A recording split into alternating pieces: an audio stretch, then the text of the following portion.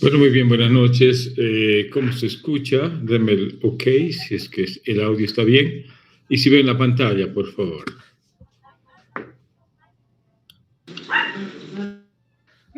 Muy bien, se ve bien. Vamos a esperar 5 minutitos a ver quiénes más pueden unirse. Ya hay algunos estudiantes que lo hacen no con su correo institucional, sino con otro dispositivo y a veces mandan solicitud de ingreso. 5 minutitos.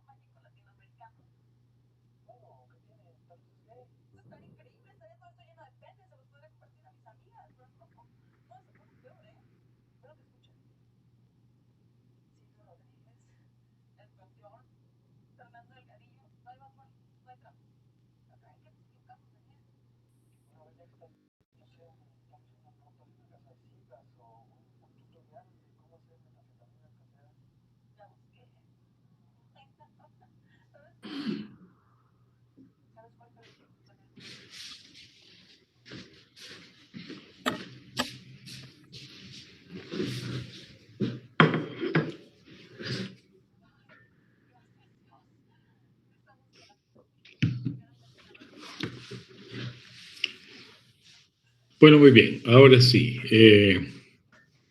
Hemos quedado en este capítulo, contaminantes ambientales. De los muchos que hay, los vamos a mencionar solamente a los más importantes, como son los bifenilos policromados y polibromados, compuestos perfluorados, los disruptores endocrinos y la asbestosis. Recordando un poquito lo de la última parte de la exposición de anoche. ¿Ya? Los bifenilos policlorados y polibromados. Estos compuestos se encuentran en los fluidos dieléctricos y aquellas estaciones, digamos, de transferencia de calor hidroeléctricas que a veces utilizan este tipo de compuestos, ¿ya? También son parte de aceites lubricantes, plastificantes, extensores de cera y retardantes de llama. Estos contaminantes ambientales son peligrosos y significativamente tóxicos, ¿ya? ¿Por qué? Porque se meten a la cadena alimentaria y producen bioacumulación, ¿ya? Ahora, ¿dónde se encuentran? De todos estos lugares donde normalmente existen, se ha visto de que de alguna manera contaminan el aire, el agua y se incorporan en la cadena alimenticia, ¿ya? Los alimentos son la principal fuente de infección, si ustedes quieren, o de ingreso y toxicidad en el organismo, ¿ya? Obviamente, aquí en la imagen de abajo se ve el tema de la bioacumulación y siempre el ser humano es es la cumbre, es el ser supremo en cuestión consumo, ¿ya? Porque obviamente de alguna manera los alimentos que consumimos están contaminados con este tipo de contaminantes llamados policlorados y polibromados. Existen regulaciones muy estrictas, pero aún así les digo, todavía se ve este tipo de peligro, digamos, latente en países donde no hay un buen control sanitario, ni tampoco agroindustrial. ¿Ya? Otros contaminantes son los compuestos perfluorados. Estos tienen un efecto nocivo sobre la capa de ozono, contaminan fuentes de agua y obviamente ingresan a la cadena alimentaria. Muchos de los productos están contaminados, ¿ya? Este es un disruptor endocrino muy importante, ¿ya?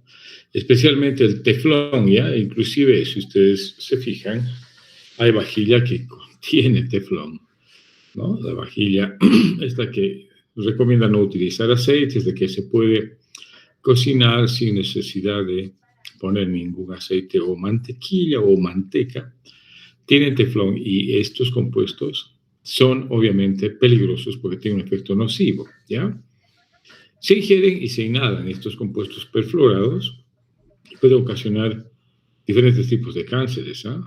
Cáncer de riñón, cáncer de próstata, de ovario y linfoma no Hodgkin, ¿ya?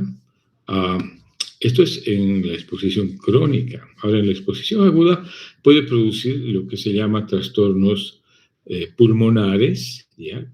Es la llamada fiebre de humo con malestar, escalofríos, fiebre y dificultad respiratoria, y a veces la instalación de un edema agudo de pulmón. También pueden producir elevación del colesterol y alteraciones del metabolismo del ácido úrico, ¿ya? En cuanto a su toxicología, esto es en cuanto a la toxicidad humana. En cuanto a la parte ambiental, estas sustancias persisten en el medio ambiente porque se encuentran acumulados en el agua y el suelo. Muchas veces toca especies, o sea, las especies que consumen y viven en el agua y consumen productos vegetales de la tierra, pueden ser infectados también, ¿no? Ya, eso es en cuanto a compuestos perfluorados. En cuanto a los disruptores endocrinos, ¿ya? Esos productos químicos, hemos dicho, tienen que ver con una actividad endocrina que puede aumentar o impedir la acción de las hormonas que normalmente el ser humano utiliza para regular sus propios procesos, ¿no? Estos están en plantas y algunos de estos en productos químicos industriales, ¿ya?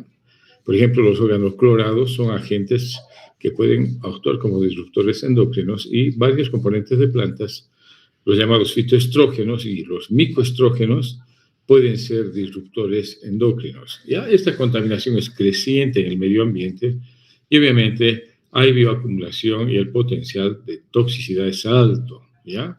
Aunque no se ha establecido una relación causa-efecto definitiva, pero sí están como los sospechosos de causar muchos efectos adversos en la salud del ser humano, ¿ya?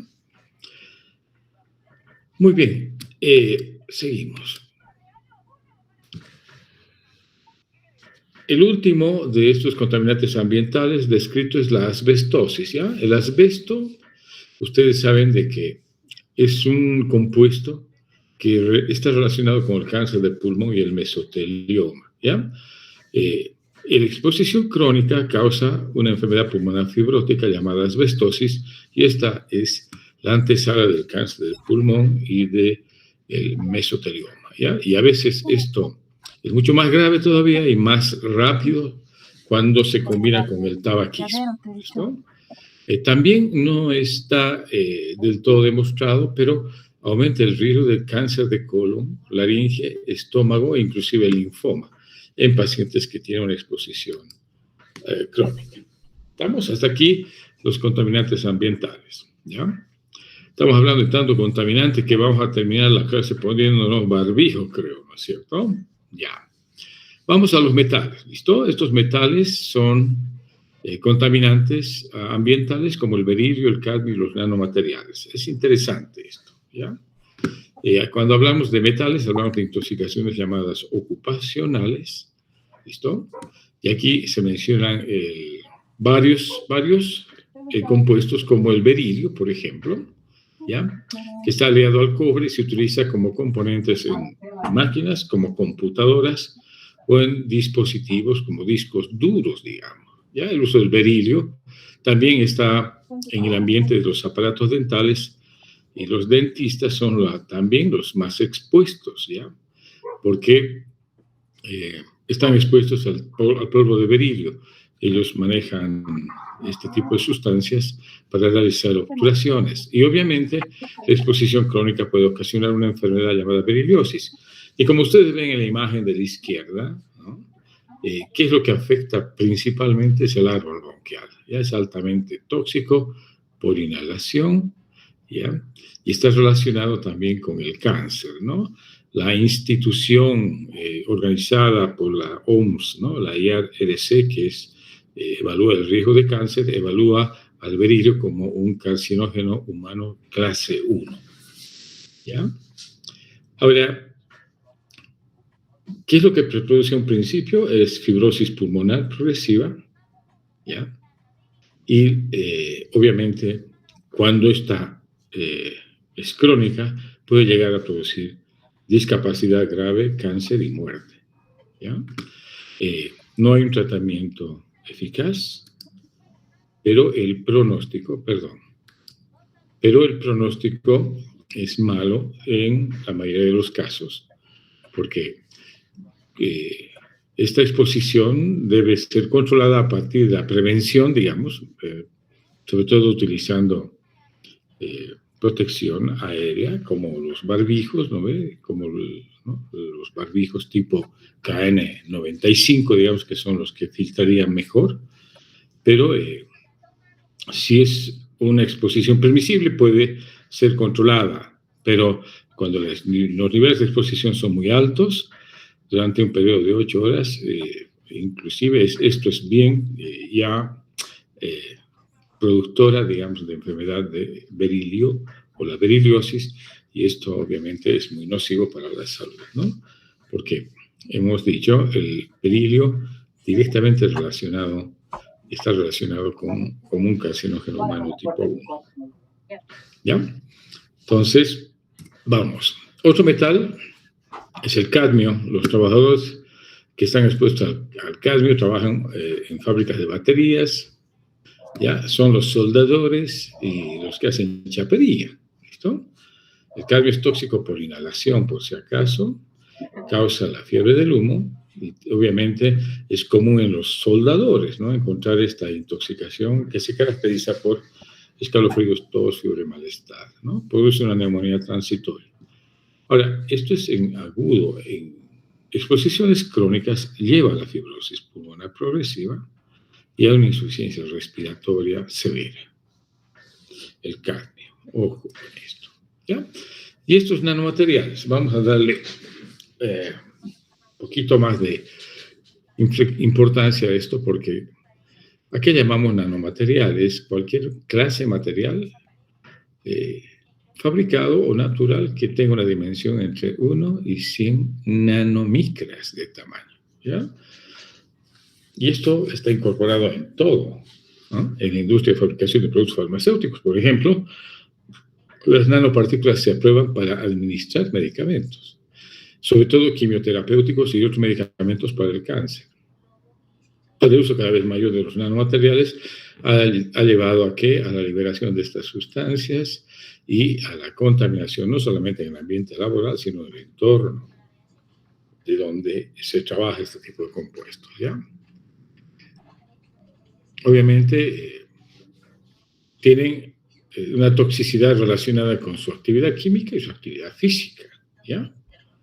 Entonces, ¿qué pasa con la toxicidad a nivel del ser humano con estos nanomateriales? Por ejemplo, en el ser humano, la inhalación o ingestión oral puede ser oral, perdón, o puede ser parenteral inclusive, o además de la vía inhalatoria, porque tienen gran capacidad de atravesar membranas celulares. Pueden meterse al núcleo, inclusive a alterar la información genética, ¿ya?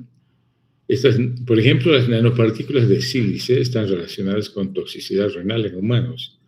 ¿Ya? Las nanopartículas de óxido de zinc, tóxico para las células hepáticas, ¿ya? Los nanotubos de carbono son citotóxicos en las células del pulmón humano, ¿ya?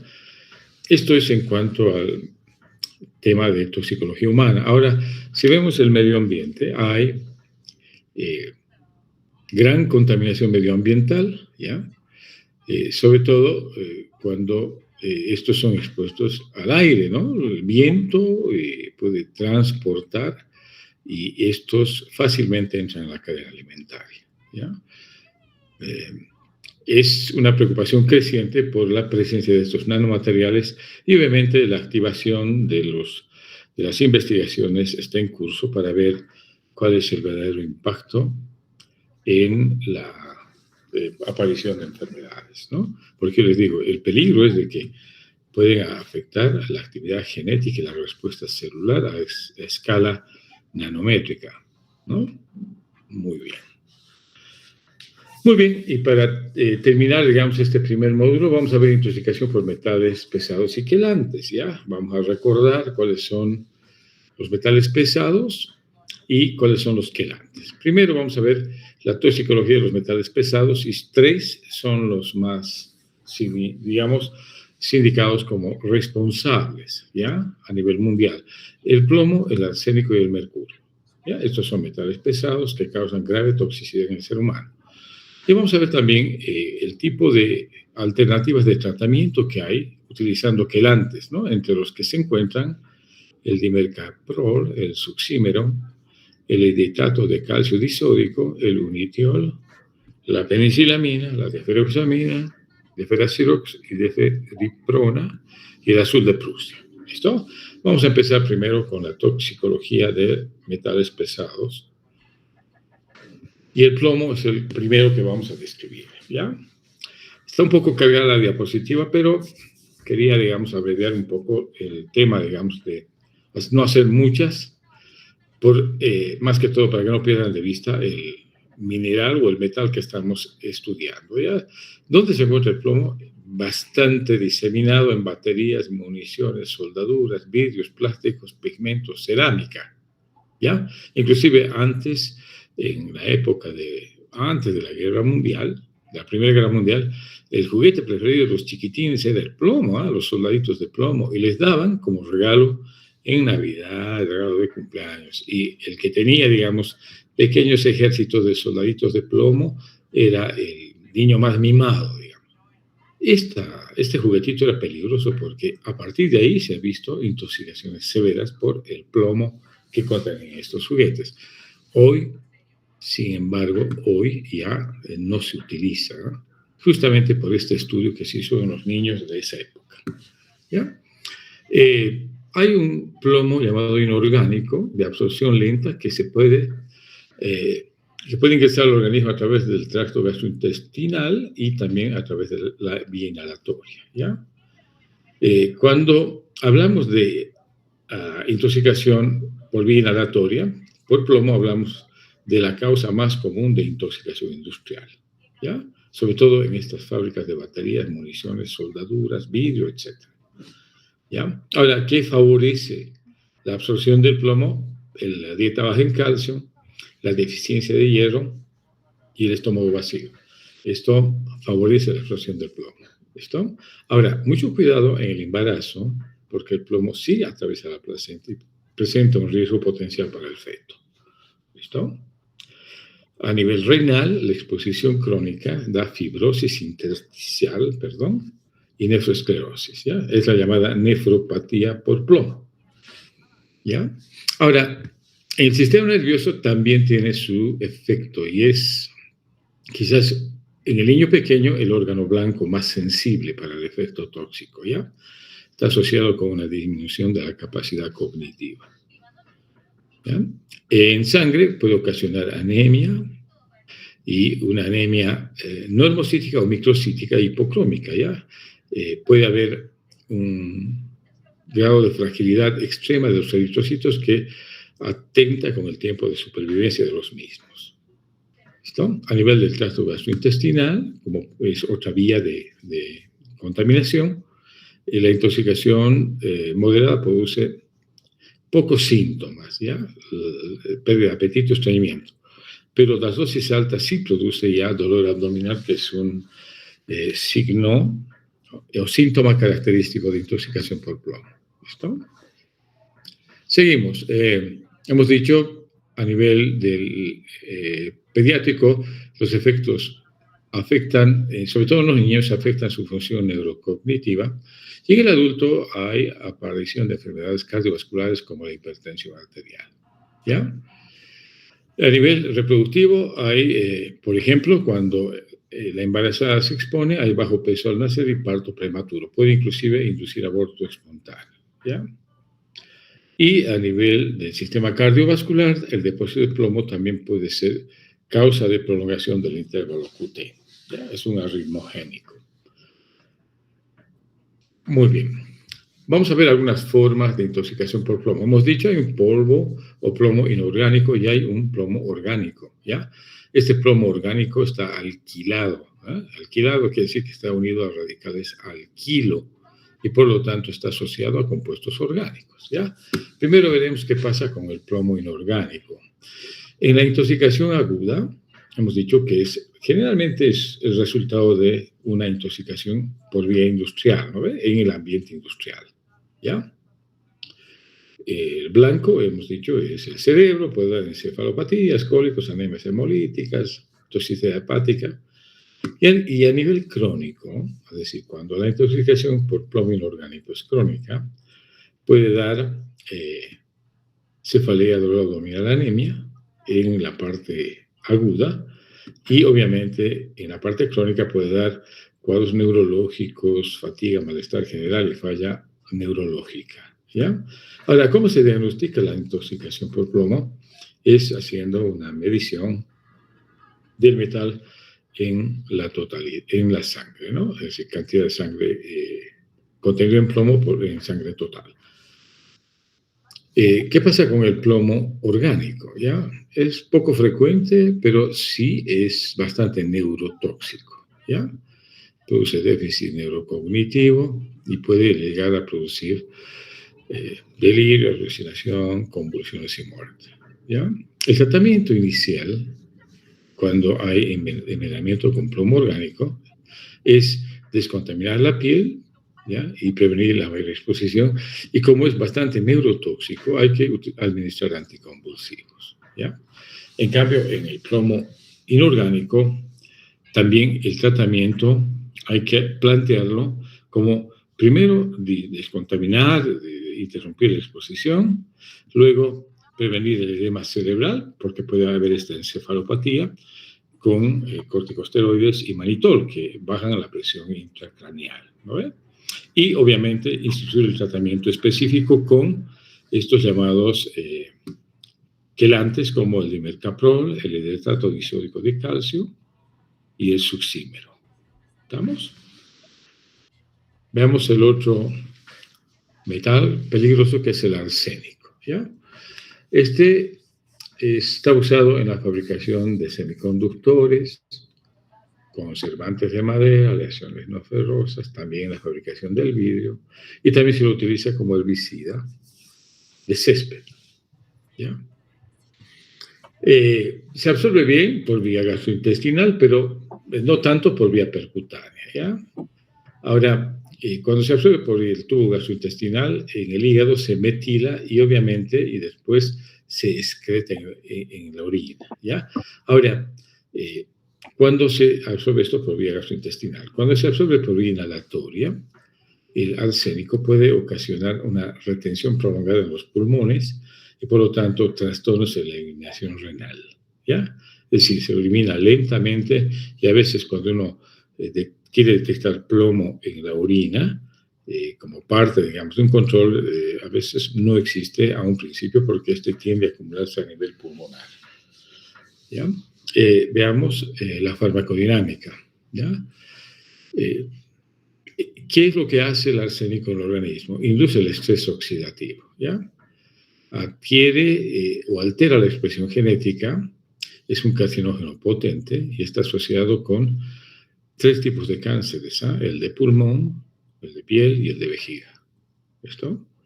¿Ya? Induce el estrés oxidativo, o sea, produce gran cantidad de radicales libres. ¿Esto? ¿Qué hacemos en la intoxicación aguda por arsénico? ¿Ya? Lo primero que hay que hacer es, no hay que tratar, digamos, de administrar. Primero hay que descontaminar, ¿no? Y luego hay que administrar el unitiol intravenoso, ¿ya? Que es el quelante que es muy útil y necesario en la intoxicación aguda, ¿ya? Hay que combatir, obviamente, la hipotensión, el choque y la muerte utilizando sustancias que nos ayuden a equilibrar el medio interno o la descompensación hemodinámica, ¿listo? Hidratación adecuada, control de líquidos y electrolitos, ¿sí? Administrar, si hay edema y arritmias cardíacas, hay que manejar este tema con medicamentos cardiogénicos, o sea, antiarrítmicos y diuréticos para combatir el edema, y obviamente vigilar la pancitopenia porque también actúa a nivel de la médula ósea, ¿listo? Pero hay que tratar con descontaminación rápida intestinal apropiada, puede ser un lavado entérico, y también administrar este quelante, que es el unitiol intravenoso, ¿ya? Esta es una intoxicación aguda. Ahora, en la intoxicación crónica es mucho más difícil, ¿ya? ¿Qué es lo que se ve en una intoxicación crónica? Hay un patrón llamado gota de lluvia, que significa, como ven en el gráfico, hiperpigmentación e hiperkeratosis de manos y pies, ¿listo? Y también puede haber enfermedad vascular periférica, ¿estamos? Y en este caso, en la intoxicación crónica, obviamente hay muy poco que hacer, ¿no? No hay... el unitiol intravenoso puede ser utilizado como un recurso, pero no siempre es exitoso el tratamiento. Entonces, aquí está, en la intoxicación crónica, ¿qué es lo que vamos a ver? Hemos visto el cuadro clínico, hemos visto que el tabaquismo puede ser muy perjudicial. ¿Y cómo se maneja el envenenamiento crónico? Primero hay que dar una atención de apoyo de acuerdo al órgano y sistema que falle, ¿listo? Luego hay que hacer una quedación oral empírica a corto plazo con el unitiol, de preferencia, o el succímero, ¿ya? O que es otro quelante que puede tener resultado. ¿Listo? Ahora, hay una intoxicación que es peligrosa, que es el gas arsina, ¿ya? Que es hidruro de arsénico, es un gas. ¿Listo? Este compuesto produce profundos efectos a nivel, sobre todo, hematológico, ¿ya? Produce una hemólisis intravascular masiva, ¿ya? Puede ser letal si hay una exposición masiva.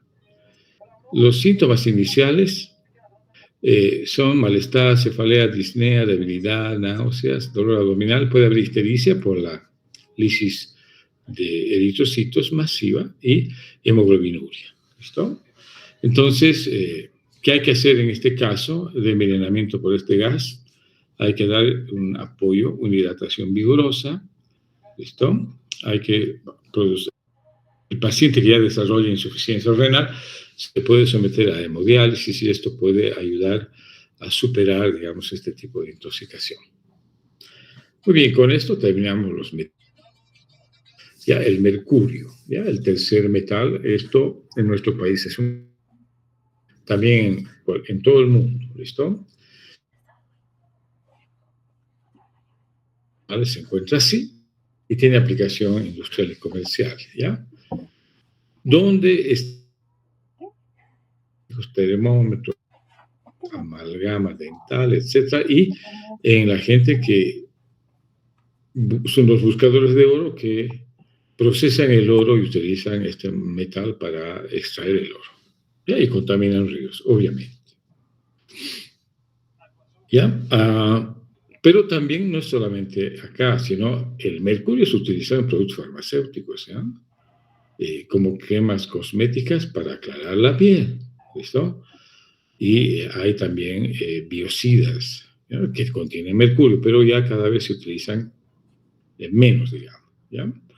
Ahora, la quema de combustibles fósiles también produce emisión ambiental de mercurio, ¿ya? y esto puede contribuir a la bioacumulación en el pescado. ¿Listo? Y esto es, obviamente, cuando se mete en la cadena alimenticia cualquier metal, como el mercurio, es altamente peligroso. ¿Listo? Ya. Ahora, cuando hay actividad en fábricas con el componente mercurio, la vía inhalatoria quizás es la principal vía de exposición ocupacional, ¿no ven? Ahora, en pocas horas invade todos los tejidos. Ese es el gran problema del mercurio, ¿ya?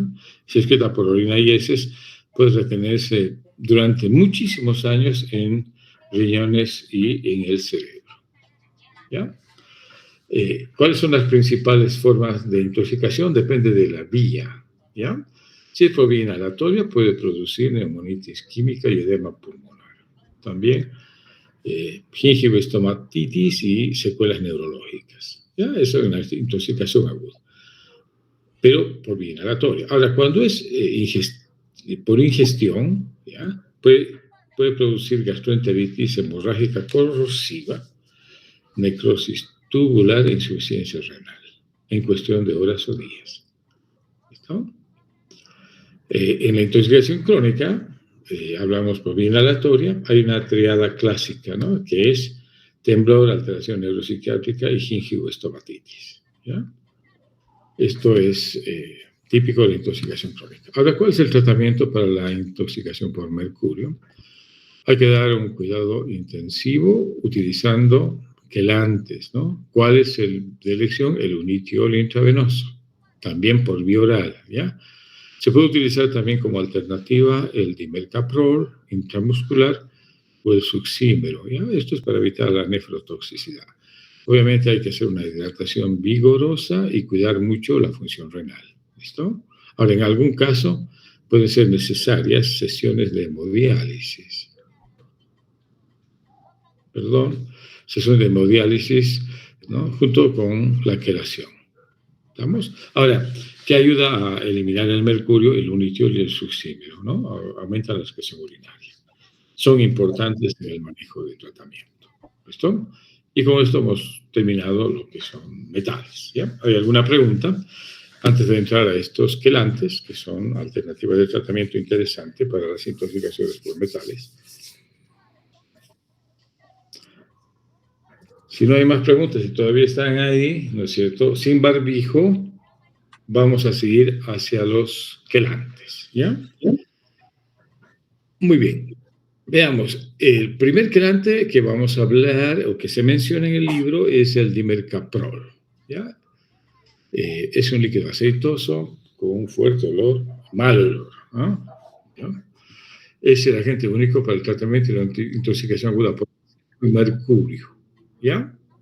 También en intoxicación grave por plomo, es decir, es un excelente quelante y agente único en este tipo de intoxicaciones, ¿ya? ¿Por qué vía se administra el dimercaprol? Vía intramuscular, ¿ya?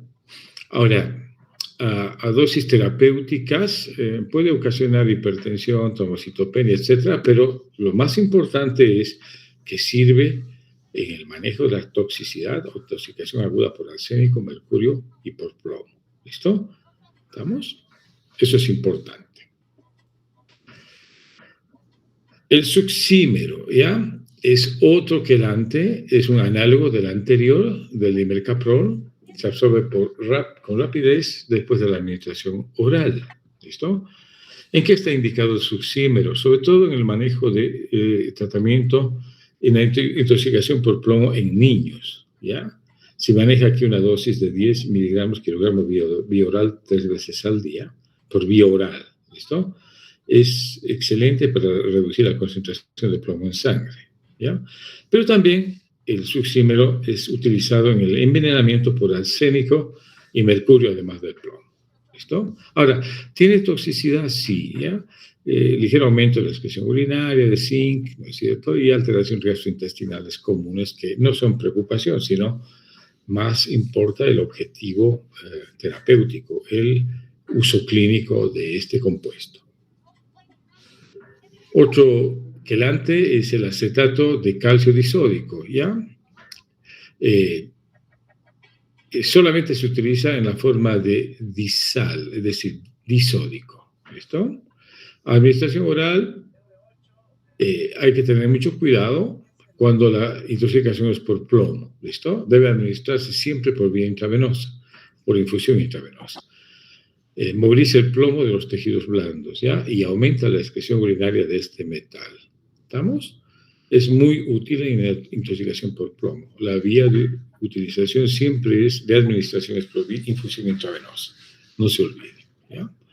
¿En qué está indicado el edetato de calcio disódico? En la alteración de plomo o en tratamiento de envenenamiento por plomo, pero también por zinc y manganeso, ¿ya? Y también en intoxicaciones más raras como intoxicación por plutonio, americio y... ¿Estamos? Hay que, para tener una función mínima, ¿ya? No se administra en pacientes que no están tienen el riñón funcionante. ¿Estamos? Puede tener un potencial de toxicidad este compuesto, sí. ¿Listo? Pero eso no es problema. Se puede, si hay muchos zinc depletado, se puede complementar el tratamiento. Pero lo más importante son las indicaciones, ¿no ven? Es muy útil en el envenenamiento por plomo, ¿listo? Y de administración parenteral. Muy bien, otro compuesto quelante es el unitiol, ¿ya? Análogo también del dimercaprol, ¿listo? Viene en presentación oral e intravenosa, ¿estamos? Las indicaciones del unitiol es intoxicación aguda por mercurio inorgánico o arsénico, ¿ya? Es una alternativa al succímero oral cuando hablamos de intoxicación por plomo, ¿ya?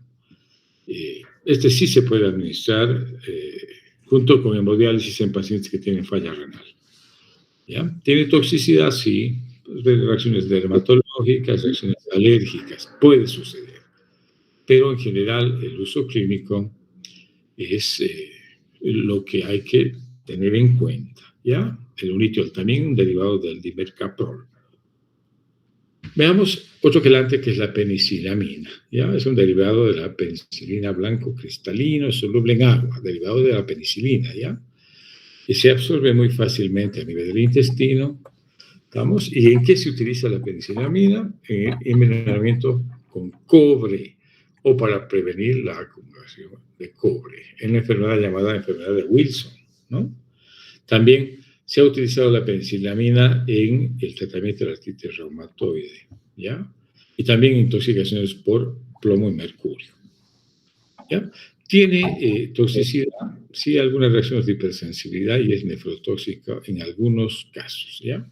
Hay que vigilar mucho la función renal, obviamente, como en todo paciente intoxicado. Muy bien. Otro quelante es la deferoxamina. ¿Listo? Ustedes ya saben que la deferoxamina, bueno, todavía no hemos llevado anemias, ¿no es cierto? La anemia por deficiencia de hierro. Cuando hay anemia por deficiencia de hierro, hay que administrar formas orales de hierro, como el sulfato de hierro o el fumarato de hierro, y hay presentaciones parenterales de hierro, ¿no? En algunos de estas situaciones puede haber toxicidad por hierro, ¿ya? En este caso se utiliza el quelante llamado deferoxamina, ¿ya? Es un quelante de elección para el envenenamiento con hierro y junto con la hemodiálisis puede ser útil en el tratamiento también de la intoxicación, no solamente por hierro, sino también por aluminio, ¿ya?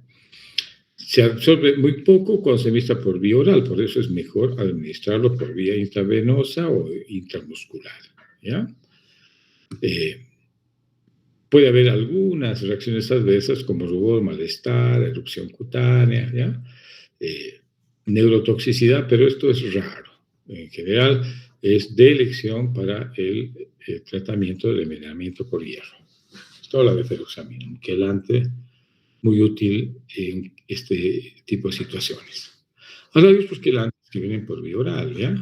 para también con el mismo propósito, intoxicación por hierro. Estos son el Deferacirox y la Deferiprona. ¿Ya? El Deferacirox es oralmente activo, se absorbe muy bien, es utilizado en la sobrecarga de hierro causada por transfusión sanguínea. ¿Listo? Es bien tolerado, los efectos adversos son trastornos gastrointestinales moderados, pero es un fármaco muy útil, sobre todo en esta sobrecarga de hierro causada por transfusiones masivas de sangre. Ahora, la de feriprona, este también es un quelante oral, ¿ya? De segunda línea para pacientes con sobrecarga de hierro transfusional. ¿Ya? O también cuando hay enfermedades hemolíticas y que obviamente producen sobrecarga de hierro. ¿Ya? La deferiprona es más eficiente para disminuir el hierro acumulado a nivel cardíaco. ¿Ya? Porque el hierro en exceso se acumula a nivel del hígado y también a nivel del corazón. Pero se ha visto que este compuesto es más eficiente para disminuir el hierro a nivel, la sobrecarga de hierro a nivel del corazón. Muy bien. Y el azul de Prusia, ¿ya? Es también hexianoferrato férrico, ¿ya? ¿Cuál es la indicación del uso de este compuesto, el azul de Prusia? ¿Ya? En el tratamiento de la contaminación con cesio radiactivo y la intoxicación con sales de talio, ¿ya? No se ve con mucha frecuencia, pero la mencionamos acá, ¿ya? La toxicidad es leve, da estreñimiento y puede, en algún caso, esta toxicidad tratarse con laxantes para mantener el manejo de este compuesto azul de Prusia. Está indicado, repetimos, en la intoxicación por materiales radiactivos como el cesio o intoxicación por sales de talio. ¿Listo? Y este es, bueno, el fin, digamos, de la segunda parte. ¿Ya? Yo pienso que aquí podemos quedar y mañana continuamos, pues, con... esta vez ya mañana tenemos que ponernos todos un suerito, ¿no? Porque ya vamos a ver cómo se maneja el paciente intoxicado, ¿no? Vamos a ver el ABCD del manejo del paciente intoxicado. A, ROI, P, breathing, C, circulación y D, dextrosa.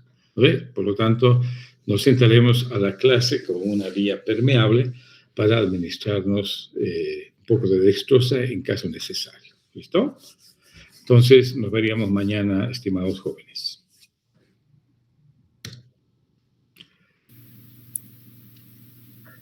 Hasta mañana, doctor. Muy bien, hasta mañana. Gracias, doctor. Muy bien, un gusto. Hasta luego, doctor. Buenas noches. Muy bien, hasta luego. Muy bien, hasta luego. Doctor, buenas noches.